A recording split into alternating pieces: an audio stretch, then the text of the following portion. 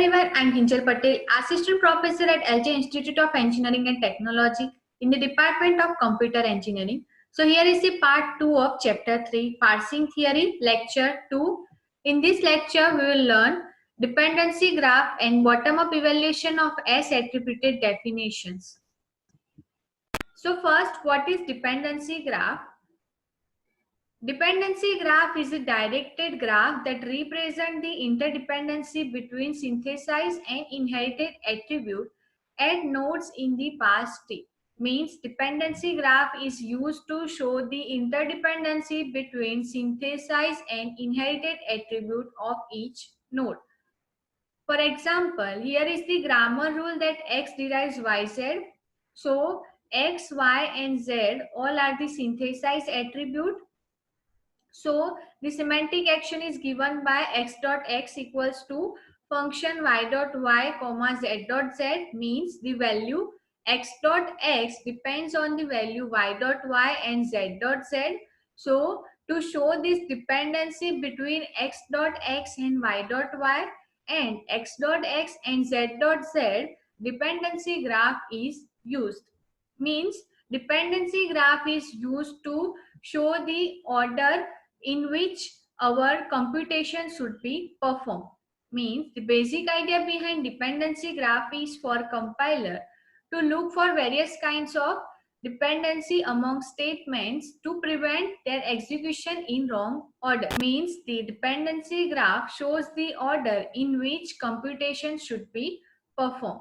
So in parse tree, dependency graph is used to show the interdependency between two attributes. So this dependency graph can be shown using solid arrows. So we'll see dependency graph using one example, that here is the grammar that E derives E1 plus E2. So the semantic rules for this production are E dot value equals to E1 dot value plus E2 dot value. Now here dot value represent the attribute. So this attribute is synthesized attribute. So E dot value is, so if E dot value is synthesized attribute, then the value of E will be computed from E1 dot value and E2 dot value. Means if synthesized attribute is used in production rule, then the value of that synthesized attribute will be computed from its children. So to show this dependency between E dot value and E1 dot value and E dot value and E2 dot value respectively, dependency graph is used.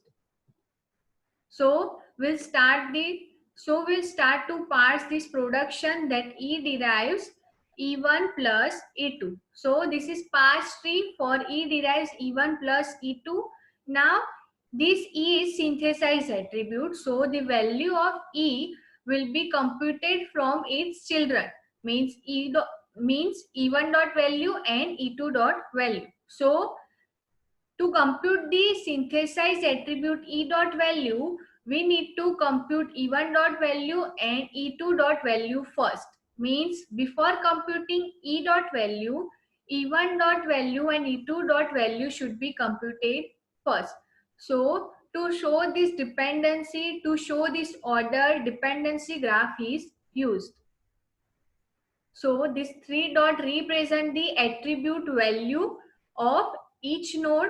So here E depends on the E1 dot value. So the arrow will be constructed from E1 dot value to E dot value. Means if there is age from E1 dot value to E dot value, it means that E dot value depends on E1 dot value. So the E dot value will be computed from this E1 dot value. So before computing E dot value, E1 dot value should be computed. Same E dot value depends on the E2 dot value. So age will be constructed from E2 dot value to E dot value. Means before computing E dot value, E2 dot value should be computed first, because this E dot value depends on the value E1 dot value and E2 dot value. So to show this dependency between two attributes, dependency graph is used. So here E dot value is synthesized from E1 dot value and E2 dot value, and this dotted line represent the parse tree and the solid arrow represent the dependency graph. So the age is to E dot value from E1 dot value and E2 dot value shows that E dot value is depends on E1 dot value and E2 dot value. So this is how we can show the dependency graph to show the interdependency between two attributes. Now next topic is evaluation order. So a topological sort of directed acyclic graph is any ordering M1, M2 up to Mk of the nodes of the graph such that edges go from nodes earlier in the ordering to later nodes. Means if there is derivation from Mi to Mj is an edge from Mi to Mj, then Mi appears before Mj in the ordering. Means evaluation order gives the order to each node in parse tree. For example, here is the production rule and semantic rules for the variable declaration grammar and the parse tree for that production rules. So we have already constructed this parse tree from the production rule using inherited attributes in previous lecture. So in this lecture, we'll see that how the order can be evaluated for each node. For example, first this T dot type synthesize attribute will take value from its child. So first this T dot type value will be computed. So this is how we will give the order to each node, that if there is age from Mi to Mj, then Mi should be appeared first before Mj in that order. So first we have computed the synthesize attribute. Now from that attribute we have given value to its child L dot in.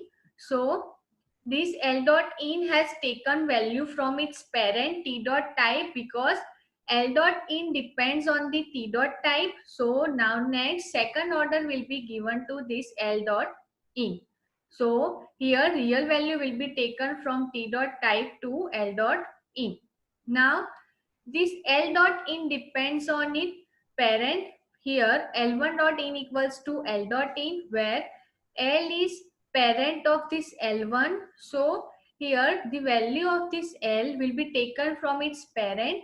So after that the third order is to give the value to this L from its parent. So this node will be evaluated at third position.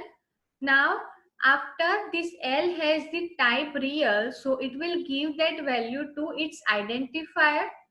So now parser can know that this identifier is of real type. So the fourth evaluation order will be given to this ID.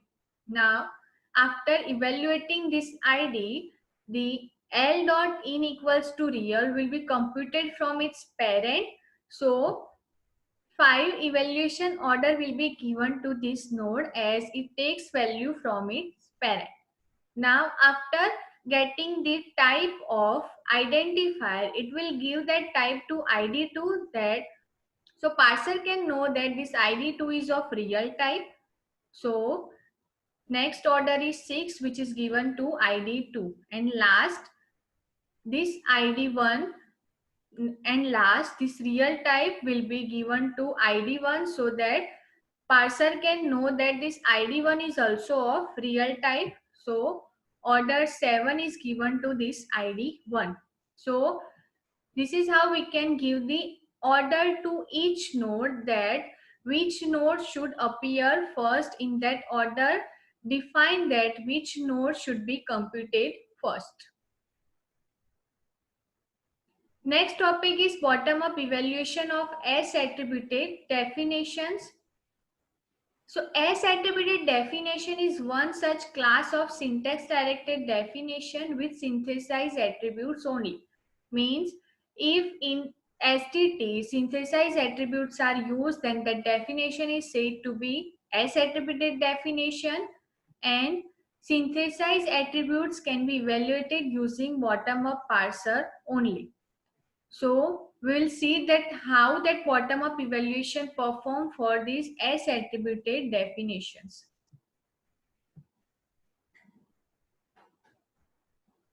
So here is the production rule for addition and multiplication and the relevant semantic rules for production rules. Now we'll see that how bottom-up evaluation perform for parsing the input string.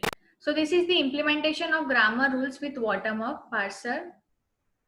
Now here input buffer used to store the input string, state and value. So state is used to store the input string and the relevant reduction of production. Then value is stored to store the attribute value of each state, that to store the result of each node value is used, and production is used to represent the reduction of each production rule. So first, this 3 will be passed to the state. Now here in state there is value 3, and this 3 value will be passed in the attribute value 3. Now here 3 denote digit, so digit will be reduced to F. So using F derives digit, this digit will be replaced by F, and in input buffer there is string *5n. So here value attribute means the attribute has value 3. Now next we want to replace this F with T. So T derives F is used to replace this F with T, and value is 3, and in input buffer there is string *5n. So as we wanted to perform T1 star F, so T has been derived.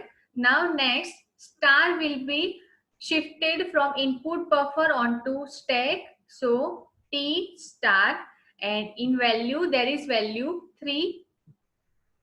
Now next is 5. So we want to perform the computation T1 star F. So this 5 will be shifted from, so this 5 will be shifted from input buffer onto stack. So T star 5, and in value there is 2 value, that 3 and 5. Now next this 5 will be replaced by F as we want to perform T1 star F. So 5 will be replaced by F using production rule F derives digit.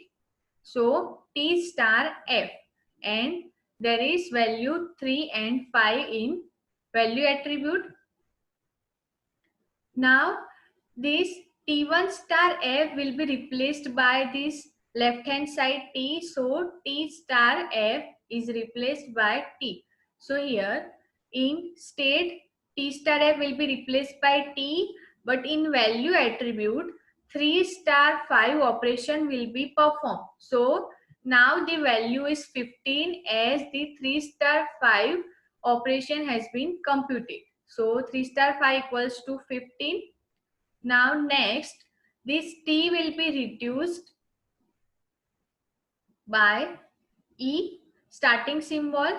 So E derives T, and here the value is 15. Now this N will be shifted onto stack. So N represent the new line, and the value is 15. So here post production rule is L derives En. So En will be replaced by L. So L is used to print the value En. So now 15 value will be printed. So this is how bottom up evaluation can be performed for S attributed definition, that will start from the input string and will derive starting symbol and the total output of each node. So the same way we can also perform bottom up evaluation for inherited attributed definition also.